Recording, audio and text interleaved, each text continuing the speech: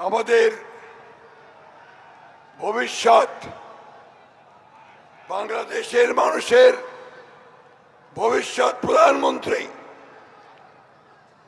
যিনি আমাদেরকে আগামী দিনগুলোতে বাংলাদেশকে একটা উন্নত দেশে পরিণত করবেন। ফ্যাসিস্ট আওয়ামী লীগের ধ্বংস করে যাওয়া বাংলাদেশকে সামনের দিকে এগিয়ে নিয়ে যাবেন, বাংলাদেশের মানুষকে সামনে নিয়ে।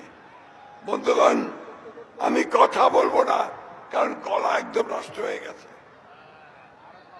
স্বাধীনতার ঘোষক শহীদ প্রেসিডেন্ট জিয়াউর রহমানের পুত্র, গণতন্ত্রের আপসহীন নেত্রী বেগম খালেদা জিয়ার পুত্র তারেক রহমান এখন আমাদের দিশারি, আমাদের কান্ডারি। তিনি আমাদেরকে পথ দেখাবেন, পথ দেখিয়েছেন।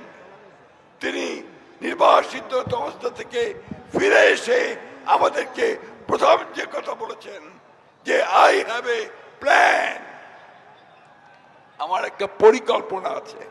ওই পরিকল্পনা তিনি আপনাদের সামনে বলবেন। সারা বাংলাদেশ আজকে তার সেই পরিকল্পনা গ্রহণ করেছে। আমরা এখন অপেক্ষা করে আছি 12 তারিখে জনগণের নির্বাচনের মধ্য দিয়ে, তাদের মতামতের মধ্য দিয়ে আমরা আমাদের নতুন নেতাকে এই বাংলাদেশের নেতৃত্ব প্রদান করব। কিন্তু বন্ধুগণ, সাবধান, চক্রান্ত হচ্ছে। একটি দল যারা 1971 সালে আমাদের স্বাধীনতাকে বিরোধিতা করেছিল, হত্যা করেছিল মানুষদেরকে, সেই দলটি আজকে আবার চক্রান্ত করছে বাংলাদেশের এই নির্বাচনকে বানচাল করে বাংলাদেশকে একটা ব্যর্থ রাষ্ট্রে পরিণত করতে।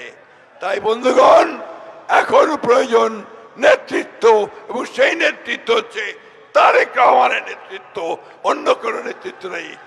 আর মার্কা কি? এত আস্তে বললে হবে না। মার্কা কি? তারেক রহমানের মার্কা কি?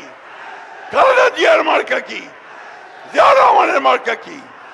আসসালামু আলাইকুম। আমাদের